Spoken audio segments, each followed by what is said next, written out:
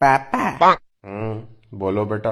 ये सब लोग मिडिल क्लास इतना करते रहते हैं, इसका मतलब क्या होता है मिडिल क्लास का? मिडिल क्लास मतलब हम बेटा। हाँ नहीं, वो तो पता है कि हम मिडिल क्लास हैं, पर इसका मतलब क्या एग्जैक्टली? हम मिडिल क्लास कैसे हैं? विस्तार में बताता हूँ चलो तुमको। देखो बेटा, एक बार एक गांव होता है जिस गांव में 3 लोग रहते हैं। एक का नाम होता है गरीब, एक का नाम होता है मिडिल क्लास, एक का नाम होता है अमीर। अब गांव में सभी लोगों को सुविधा मिल सके, इसके लिए यह तय होता है कि सभी लोगों को टैक्स देना पड़ेगा, महीने का 100 रुपए। गरीब इतना कमाता नहीं है तो वो टैक्स भर नहीं सकता।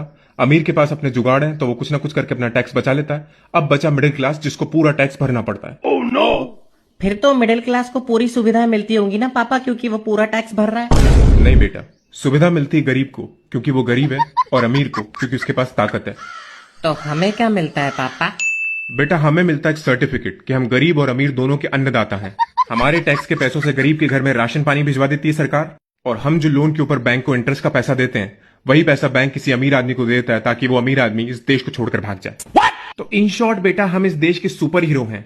अन्नदाता हैं हम गरीबों और अमीरों के। मिडिल क्लास बहुत बड़ा सुपर हीरो। समझ गया पापा।